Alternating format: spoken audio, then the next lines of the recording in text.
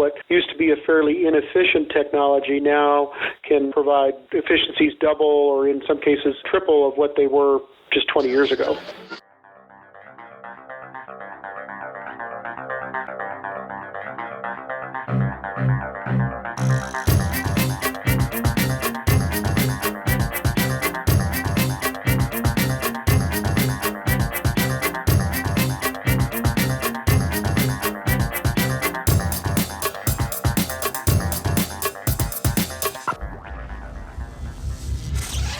This is Energy Cast, and I'm Jay Dowenhauer. Today we're talking about combined heat and power, the process of taking waste heat and increasing a system's overall efficiency. This is exciting because most of the energy from power production usually comes out as heat, so why not scoop it up and do something with it? You've likely heard this phenomenon on the utility scale. Heat from a turbine can often run a second steam turbine using a heat exchanger. This is commonly called a heat recovery steam generator, and it's a great way to increase the efficiency at a facility. The technology today is smaller scale for commercial and industrial applications. They're called microturbines, and they are quickly gaining in popularity. Rather than fueled by power from the grid, they typically run on a gas or liquid fuel like propane, natural gas, kerosene, or even aviation fuel. And the company we are speaking to today makes units that can generate between 30 kilowatts and 30 megawatts. What's exciting is that a single microturbine can not only generate electricity, but use waste heat to warm water lines, which can also aid in any facility with a boiler. And the heat can even help with chilling as well. That concept is called combined cooling heat and power, or CCHP. It's a cool concept and a crucial part of the so-called microgrid, whereby our generation sources become increasingly splintered. I like them for their efficiency, but I'm a big proponent of a technology that can go where conventional utilities cannot. You heard me talk about this in my wind episodes. These CHP systems are widely used in the oil field, where a utility line drop may be out of the question. That's great if you ask me, because they can run on natural gas straight out of the well. All too often, I've seen natural gas flaring off out in the oil fields. It's a huge waste. I remember taking some vendors from the Northeast out on a site in West Texas, and we didn't even need headlights because the flares were so bright. When they asked me what it was, I said, yeah, that's natural gas that could be heating your homes this winter. Now it won't. We need small technologies like these to fill in the gaps, whether it's the West Texas Permian Basin or a small village in Africa. It fits my mantra that with energy technologies, it needs to be everything, everywhere, all the time.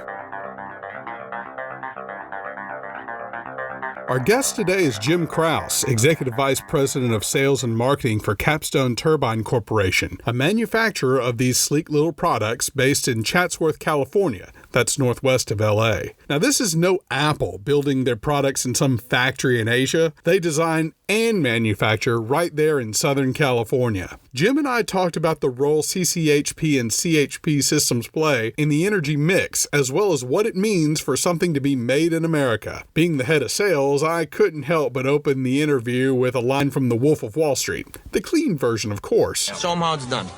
Boom. Sell me that pen. Watch. Go on. Let me sell this pen? That's my boy right there. This pen. Sell anything. Why don't you do me a favor? Write your name down on that napkin for me. I don't have a pen. Exactly. Supply and demand, my friend. You know what I'm saying? He's creating urgency. I hope you enjoy my conversation with Jim Krause. We're here with Jim Krause, Executive VP of Sales and Marketing. Jim, you've seen Wolf of Wall Street, you know, the part where he basically says, sell me this pen. Jim, sell me a CHP system in 10 seconds. Sure. So I guess I would start, Jay was saying, would you like to save 25 to 50% on your energy cost? Would you like to have backup power or resiliency in case of storm or natural disaster, all while reducing your carbon footprint and emissions? It's about business continuity. Most customers say, absolutely, and then the sales process starts. But that's really the driver for CHP is save money, improve your reliability, and improve the efficiency of your facility, which reduces your carbon footprint and your emissions. I've been looking through your product line, and it looks like these units can do just about everything. What do you find them most commonly used for? Today, about half of our business is combined heat and power, or CHP, or combined cooling heat and power, CCHP, and the other 45% is oil and gas. Most of our customers use our product as their primary source of power and in some cases thermal energy as well. About half of the products we sell go into applications where they're what we call standalone, or we're the only source of power for that particular customer, whether it's a commercial industrial CHP customer or more likely the case one of our oil and gas customers. I work in the boiler sector. Say I want to convince a business to ditch a boiler and invest in a CHP system. How would I tell them? I think ditching the boiler might be a little further than we typically go, but the reality is if you're making hot water using the thermal energy from the microturbine while using all of the electrical energy gives you the efficiency gain that we're trying to get to. So a lot of times what happens is they don't ditch the boiler, but the boiler becomes backup or peak shaving or fills in the gaps where the thermal match and the electrical match from a microturbine perspective aren't direct. Beyond that, we do a fair amount of steam projects, and it's a growing piece of our business where microturbine exhaust is actually the air going into the burner for a boiler. In those cases, a lot of times there's also an auxiliary burner or blower, so that if the microturbine's down, the customer can still fire their boiler, just the microturbine isn't the airstream to provide the high oxygen level air that the burner requires going into the boiler. We don't often replace them, but we do often work along with or directly in conjunction with existing boilers or new boilers. The water side still needs to be treated and all of the traditional boiler type maintenance done on the water side. What we don't do from a microturbine perspective is add additional complexity or maintenance items. The microturbines, our particular technology is air bearings, so there is no coolant or lubricating oil for the microturbine. We get very long service intervals. In a typical environment, we can run up to 8,000 hours between service intervals, and then at 40,000 hours, we do a minor overhaul, and at 80,000 hours, we do a major overhaul. So we don't necessarily reduce the maintenance on the boiler side, but we don't increase the maintenance by adding a microturbine-based CHP solution in the existing facility. I spend a lot of time also in the oil and gas sector, especially doing water treatment technologies. Tell us how your technology fits in the oil and gas sector. I know that's a big component of your business. Most of the projects that we've done have been really in two areas. One is production power, either running rod pumps or submersible pumps or LAC units at the production pad. Then the other big market is pipeline or compression. So along the pipeline, we'll have C30s or C65s that provide valve control, telemetry, cathodic protection. And then in the compressor station environment, we typically are the source of power for the station. We don't typically provide the power to compress the gas, but rather we provide the power, and in some cases thermal energy or glycol dryers or space conditioning for the station power and auxiliaries. And we should also mention that in this setting, they're moving natural gas already. You're taking a slipstream of that natural gas and powering your CHP system. Is that correct? Correct. At the wellhead, we're taking what would typically be flared gas and using it in a microturbine. The microturbines are very tolerant of off-spec fuels, so high BTU fuels. As long as the fuel is heated and the heavy hydrocarbons are vaporized and stay a vapor all the way into the microturbine, we can handle very hot gas. And in a compressor application or in a pipeline application, we're taking the gas from the pipeline or from the compressor station and running it in the microturbine. And one more final oil field question. This is one of the things that always bugged me personally, especially in the oil field, is seeing all this gas get flared off and nothing to really do about it. Yeah, certainly. So I think people tend to do what they did last time, and when business is good, they tend to be in a hurry. So the hole gets drilled, it gets fracked if it needs to be fracked, and then they say, hey, we better start producing. They drag a rental generator out, and they start delivering diesel fuel, and everybody moves on to the next one. The operators take over, and they just keep buying fuel. And that's what happens in good times. As the industry has actually slowed down, we've actually seen customers, as they try to reduce costs, get more serious in some cases about utilizing that flare gas to eliminate the need for a rental generator and the delivery of diesel fuel, because delivered diesel fuel can be as much as $10 a gallon depending on how far you're driving it and what quantities you're able to drive it out there at. The other benefit is environmental. There's no risk of spillage or many of the environmental issues that come with a diesel engine at a production site. I think it's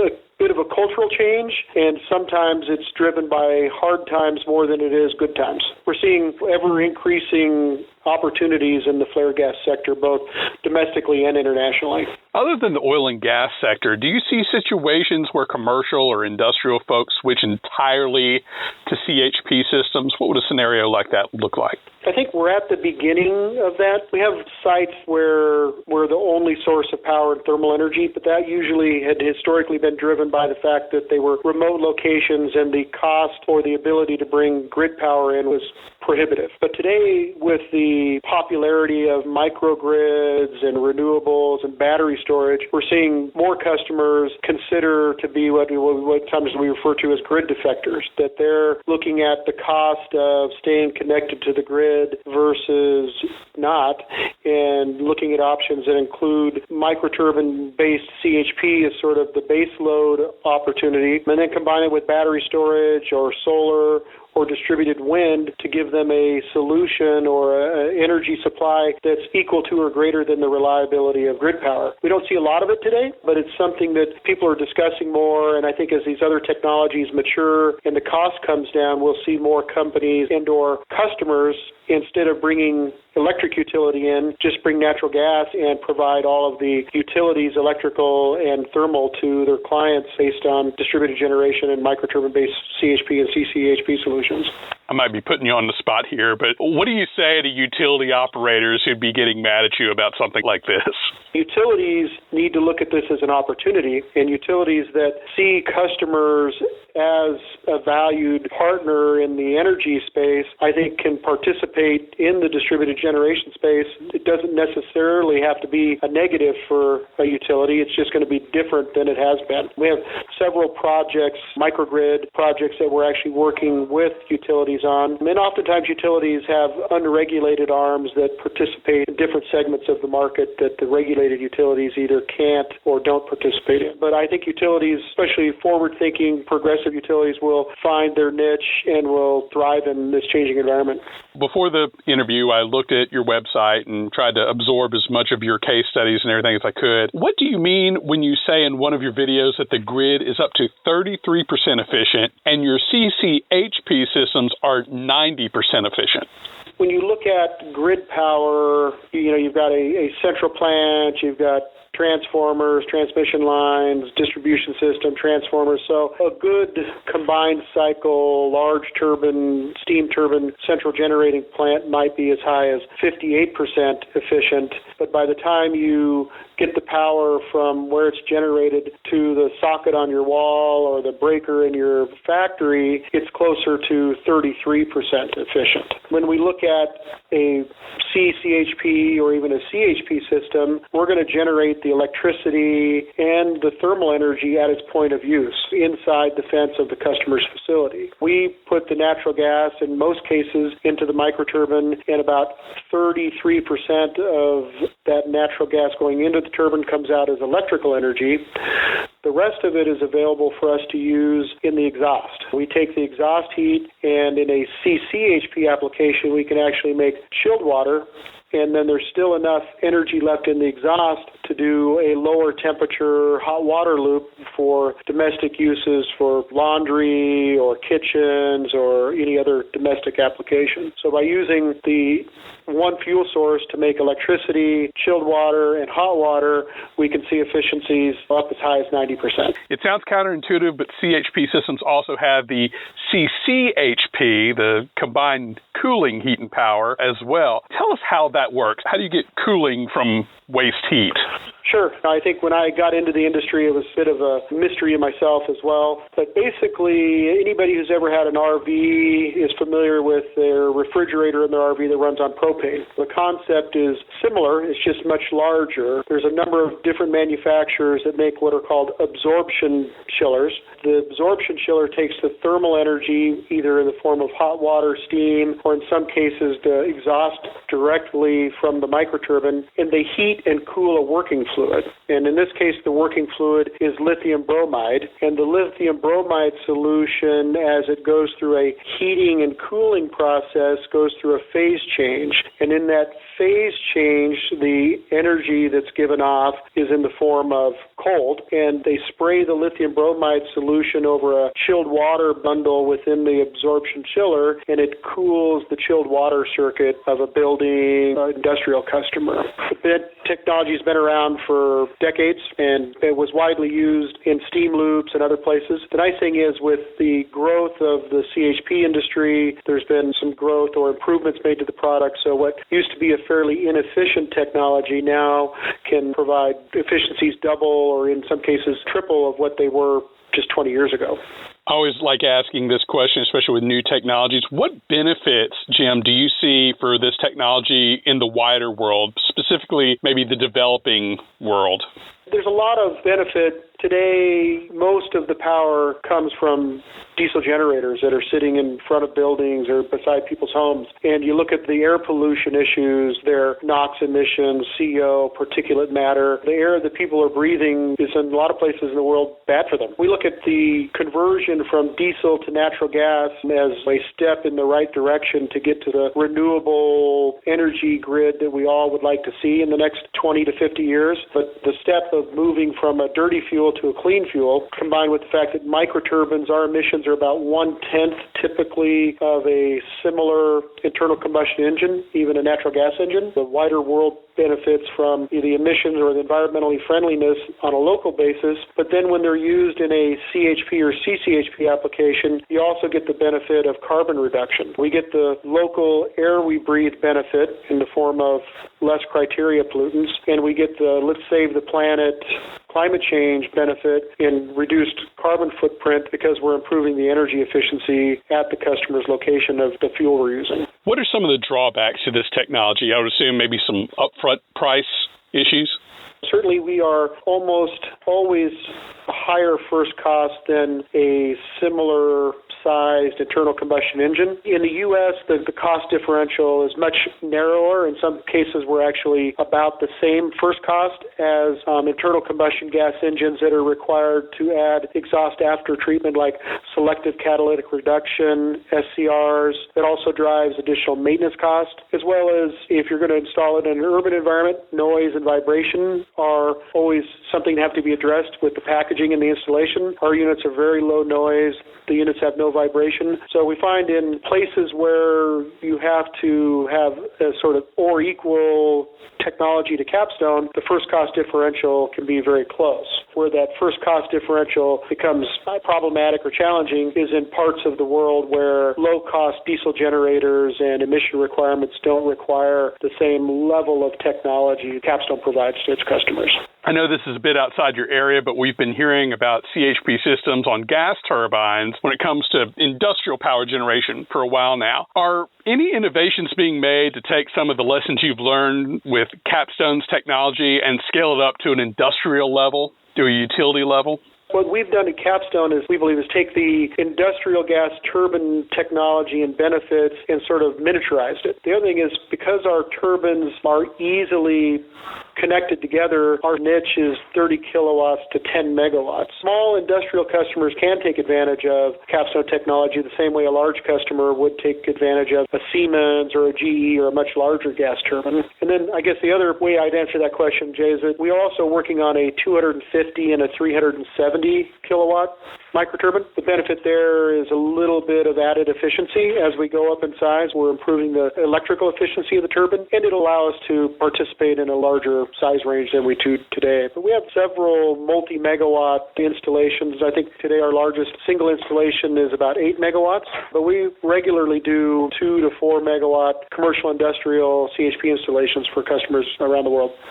You're building these units, you're fabricating them in California. Tell us what that means to be able to do this kind of manufacturing here. We hear so much about that stuff these days. Sure. Capstone was founded in Southern California with people that came from the aerospace aerojet industry. Southern California being a one-time bedrock of the aerospace aerojet industry, had a lot of people that came out of that sector, and today we still have that base here. Capstone has a high-technology product, so we're able to get combustion engineers or the other engineers that are required for a high-tech product, as well as the trades that we need, machinists, welders, assemblers that are highly skilled to work on a modern or advanced technology. We have 2 facilities here in Southern California, one in Chatsworth, one in Van Nuys, where all of our product is assembled, tested, and shipped to customers worldwide. When I say 100% American-made, we do source some components from different parts of the world, but more than 90% of the technology is sourced here in the States. What would you say to folks who say that California is not friendly to manufacturing and business? California is a unique place to do business, but I think the advantages outweigh the disadvantages, and we've been here for 25 years and currently have no plans to leave. All right, fantastic. I'm going to finish with a lightning round of your thoughts on different energy technologies. First one's natural gas. Transition fuel? Crude oil. Not going away anytime soon. Nuclear. Black eye. Coal. Needs to find its place with advanced technology to make it more friendly. Wind. Serves a role. Solar. Same. There's a fit for both. Biofuels. Emerging still. Fuel cells. 10 years away from commercial production and have been since 1960. Hydroelectric. Underrated. Geothermal. Expensive. Electric vehicles. Coming whether you want them or not. And finally, nuclear fusion. Wish we had it. All right. Jim Krause, Capstone Turbine Corporation, thank you so much for your time. Thank you, Jay. Appreciate it. Now that is how you do a lightning round. Great job. Again, that was Jim Krause, Executive Vice President of Sales and Marketing for California-based Capstone Turbine Corporation. And by the way, the Department of Energy conducted a study in 2016 that says the United States could utilize combined heat and power at over 291,000 sites for a grand total of 240 gigawatts of power. I want to thank Jim as well as Caleb Finch from Capstone for getting materials for this episode. You can check out plenty of cool pictures on Instagram at Host Energy and online at energy-cast.com. All guests are sent the raw and finished recordings the week of release. So far, no complaints. Music was produced by Sean Stroop at Stroop Loops. That wraps up episode 24. Be sure to join us next time when we explore the raw power of the sun with concentrated solar power. Until then, I'm Jay Downhauer. We'll see you next time.